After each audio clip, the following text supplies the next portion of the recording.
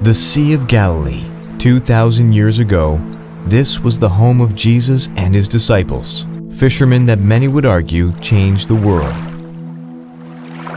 Today, the Sea of Galilee is a major attraction for Christian pilgrims from all walks of life and every part of the world, who have come to see and experience the land of their Savior.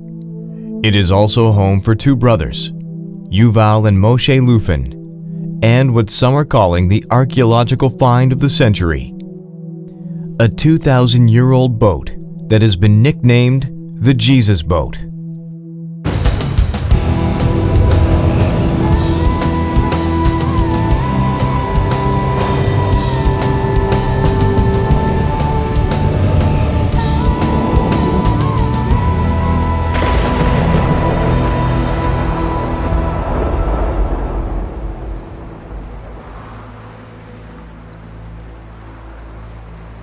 The Sea of Galilee, Israel's largest freshwater lake, is the lowest freshwater lake in the world at 209 meters below sea level. Today, the Sea of Galilee, or as it's known by Israelis, the Lake Kinneret, is the main source of water for Israel. It is a tourist destination for locals and foreigners who have come to experience the Galilee's many historical and spiritual sites.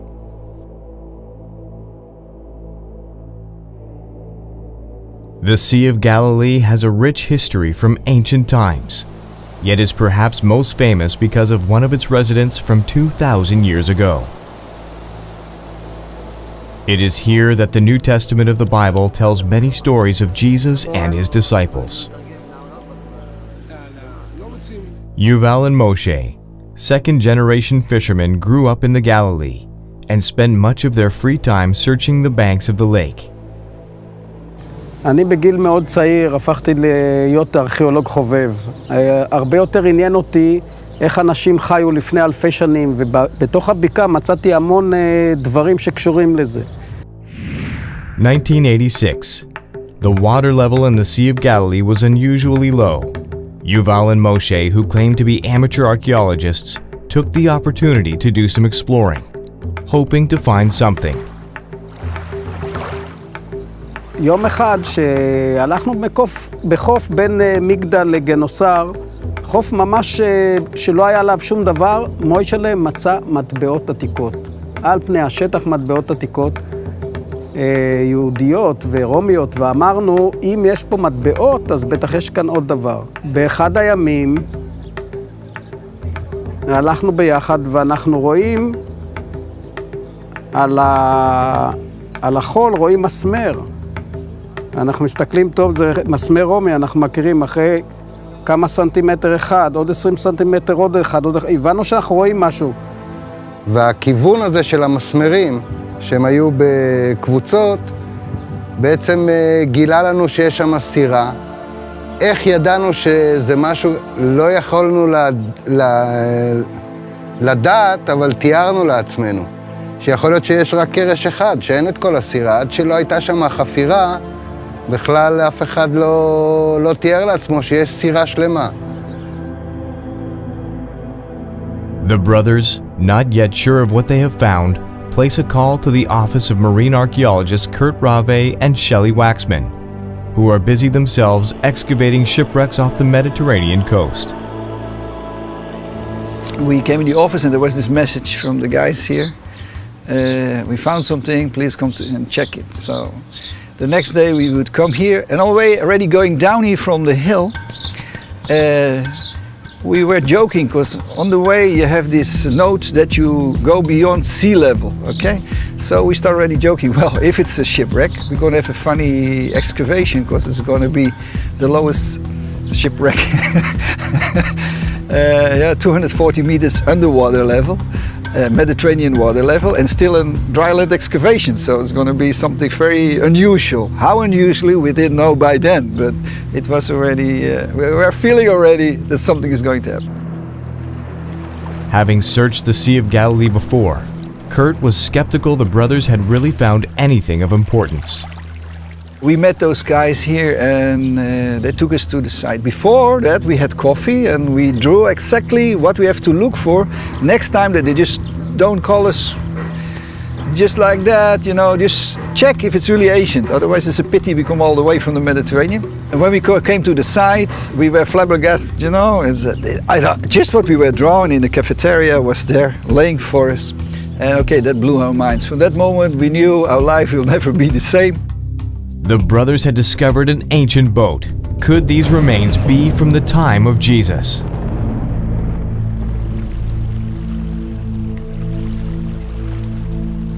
Extremely low water in the Sea of Galilee gave two brothers an opportunity to explore what is usually hidden by water and mud. Finding some pieces of wood and what appeared to be ancient nails, Yuval and Moshe called marine archaeologist Kurt Rave for help. We met the two brothers here, like the disciples, you know, the two Jewish fishermen, the locals, and they took us to the site. היום של הגילוי קורט ושלי הגיעו, ובאו עם ג'יפ מלא ציוד צלילה. אמרנו להם, במה אתם הולכים לצלול? זה על האדמה, כנרת ירדה, זה על החול. הם אמרו, בסדר, הגענו לשמה, הם אמרו, אנחנו ננקה, אם נראה כל 10 סנטימטר דיבל של עץ, סימן שהיא עתיקה. ניקו את זה, והם התחילו לקפוץ. מצאתם סירה עתיקה, אתם על המפה, באותו רגע התחיל גשם שוטף, רצנו לג'יפ. לא הגענו עוד לג'יפ, הגשם הפסיק, יצא שמש ויצא קשת, שהייתה קשת כפולה, שאפשר היה לגעת בה, כל כך היא הייתה קרובה אלינו.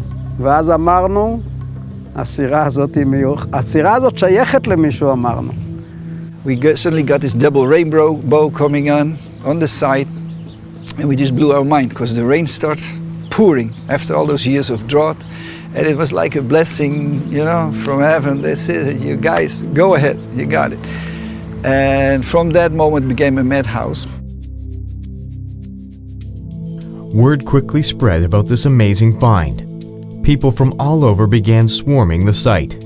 Rumors the boat was filled with gold prompted both the police and the military to guard the wreck, and camera crews from around the globe began to document every aspect of the dig. It's certainly the only excavation that I've ever done, which was recorded by dozens of television stations all around the world. I think it's the best recorded excavation ever. We couldn't move anywhere or do anything. There were television cameras with it. It was a tourist site from day one. People were crowding around it. We needed police and military to keep the people away from the site.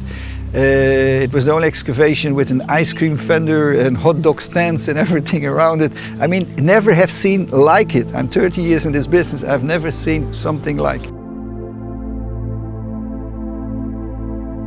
With the entire world watching their every move, they began their dig without any preparations.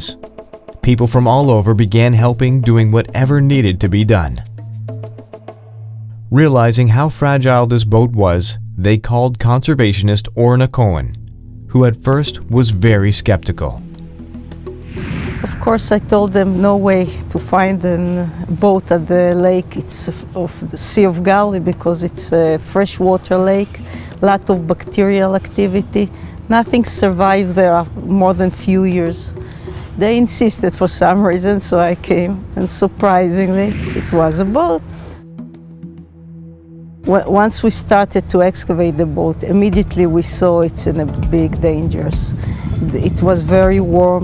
The wood starts to dry, and once it dries, deformed and fall to pieces. It crumbled to pieces. Of course, also the strength of the wood, it's not like fresh wood, it was like sponge. It didn't hold its own weight, so we had to put supports for the wood. So the challenge first to excavate, to clear it, to record it, and then to move it to a new place where the conservation will take place or something like that. This was an amazing challenge because all the experts for delicate shipment and stuff like that we called an engineer for delicate things all said, in the timetable you are giving us, it's impossible. Racing against the rising waters of the lake, The team of volunteers and locals worked quickly to build dikes around the site. It wasn't long before artifacts were recovered that could possibly help identify and date the wreck. We found a cooking pot and an oil lamp from the Roman times. We got something that exists already for many years, but finally here is the proof. Right? What I mean with exists, for thousands of years there are depictions of it on mosaics, on glass and windows, on paintings. Michelangelo, Dali, Rembrandt, everyone painted the Galilee boat already, and it's living in the subconscious of all the Christians around the world. But it's never one found. Found every lake, every sea around the world, they found shipwrecks, just not here. Okay, the holiest sea. And so here we got finally a boat from that time, exactly on that place where it all happened. What the brothers had found in the mud of the Sea of Galilee was a fishing boat, just like the boats described in the Bible. Could Jesus have used this boat?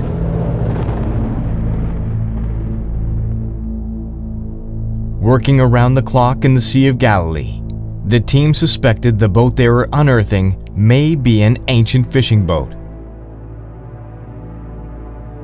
As more of the boat was uncovered and found intact, they realized it resembled an ancient mosaic that had been discovered at the ruins of the biblical town of Migdal, which was just a few kilometers away. 2,000 years ago, fishing was a thriving industry in the Galilee region. Much of what we know today of ancient fishing comes from the New Testament Gospels. During the time of Jesus, many wooden boats would have daily taken to the sea. Powered by sails and oars, these small crafts could hold 13 to 15 people. The Sea of Galilean fishing are key elements in the accounts of the life of Jesus. Some of his disciples were fishermen, and many of his miracles were performed around the Sea of Galilee. The Unearthed team decided to go to Migdal, where this ancient mosaic was recovered, and learn more about Migdal's role in the fishing community 2,000 years ago. Al tempo di Gesù Magdala era una delle più importanti città della costa occidentale del lago. Il nome semitico Migdal Nunaya, registrato dalle fonti ebraiche, in particolare nella Mishnah, nel Talmud, nei vari Targum, in particolare nel Targum di Gerusalemme, rimanda ugualmente all'attività economica principale della città, che era la pesca. Migdal Nunaya infatti significa la torre dei pesci. Da Giuseppe Flavio sappiamo che la città di Magdala, che a suo dire contava 40.000 abitanti, era dotata di un porto, di un grande porto. Probabilmente questa torre dei pesci doveva essere il faro posizionato strategicamente all'ingresso del porto, al cui interno si muovevano diverse centinaia di pescherecci, barche da pesca. Perciò la pesca doveva rappresentare senz'altro l'industria principale.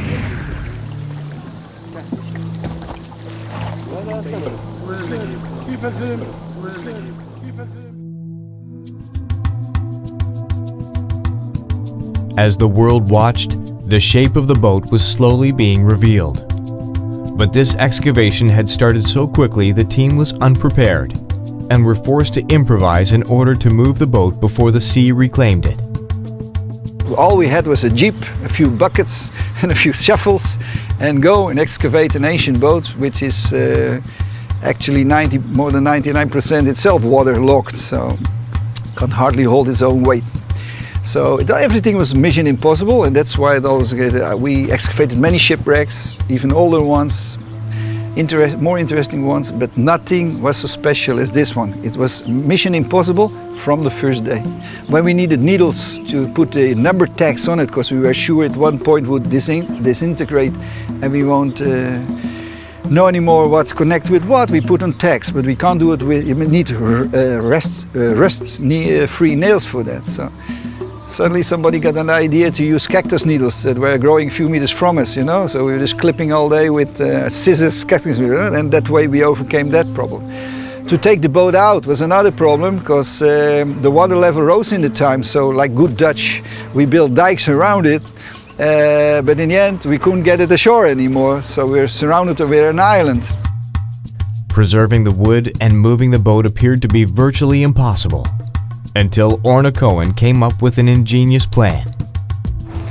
For this we decided to use something very unusual. It's called polyurethane foam. You blow it to the place, it immediately got strong, stiff enough to hold and support the wood, and then you can go on excavating around it and to move. So once we came with this solution, things went very quickly. Encasing the entire vessel with a spray-on foam polyurethane, the team was then able to protect the wood and remove the boat from its muddy grave. At this stage, another question raised how we are going to move it from the site to the museum. We had been offered an helicopter from the army. We thought about a truck going along the shore, things like that. But the most obvious thing was to just sail it on the lake. The polyurethane shell not only protected the wood, it also acted as a float. And after 2,000 years at the bottom of the Sea of Galilee, the boat sailed again.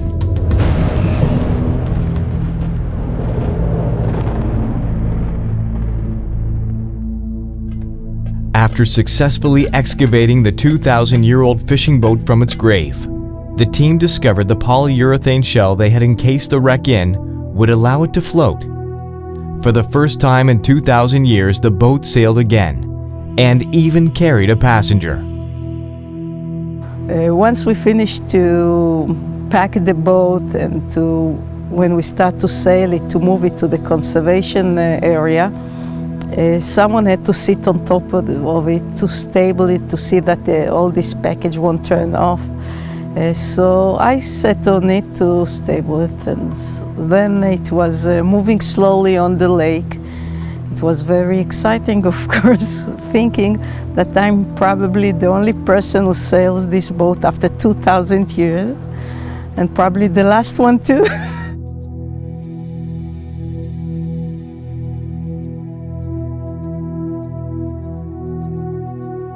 Today, the boat is on display in the Galilean Center on the shores of the Sea of Galilee.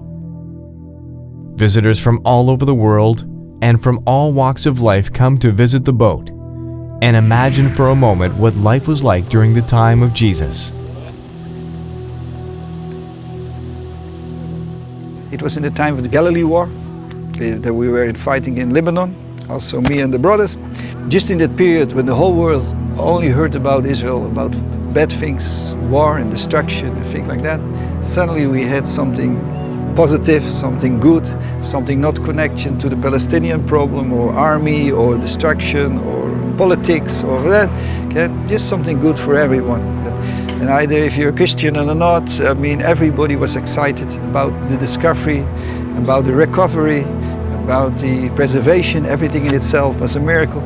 And so finally there was some good news out of this region, okay? I think that's one of the, if we manage to do that, it's good enough. For the brothers Moshe and Yuval, who discovered the boat more than 20 years ago, this is the fulfillment of a dream. כמובן, מאותו רגע שמצאנו את הסירה, ברור שזה שינה לנו את החיים, אבל ידענו את החשיבות שלה ושהיא חשובה לכל העולם. כן, ההרגשה טובה מאוד שזה קרה לאח שלי ולי. אחרי שמצאתי אותה, הבנתי שיש דבר כזה גם עם עכשיו, הסירה הזאת היא בעצם, יש בה איזה מין רוח מסוימת שהיא משנה את כל הדברים לטובה. אנחנו, מוישלה ואני קוראים לה סירת השלום. בגלל שהתחלנו לחפור, אז המגדלאים, השכנים שלנו, אמרו שזה סירה שלהם וכמעט ירו בנו. ברגע שהתחלנו לחפור, הם הצטרפו אלינו ועזרו לנו לחפור. ואז הבנו שהסירה הזאת זה לא סירת מריבה, זה סירת אהבה, סירת לשלום. To the brothers, it is the boat of peace, but many people around the world call it the Jesus boat. What does this boat do for Christian faith? Well, for biblical archaeology, of course, is one of the major finds. I mean, we have a lot of archaeology here. We have very few relics that exactly can be identified from a certain time or that time from that place. So here, this became really a relic, you know, just like the Wailing Wall, where we have most of the places here or churches that actually built much later on a site that someone decided this must be it, but no archaeological evidence. And here we got a factual fact. This is a boat from the time, from that place, from those events. And if Jesus used it or not, at that period there were about 600 of those fishing boats around here.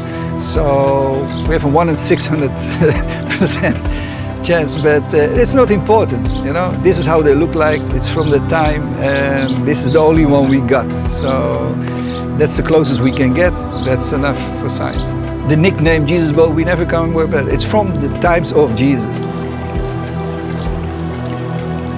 The boat from the time of Jesus gives us a glimpse back into one of the most interesting times in history and helps us imagine what his life was like and reminds us of his message of peace. The discovery of this boat has forever changed this region and the lives of those who helped deliver her from her watery tomb. The Jesus boat is another fascinating remnant of Jewish history that has been unearthed in Israel's ancient soil.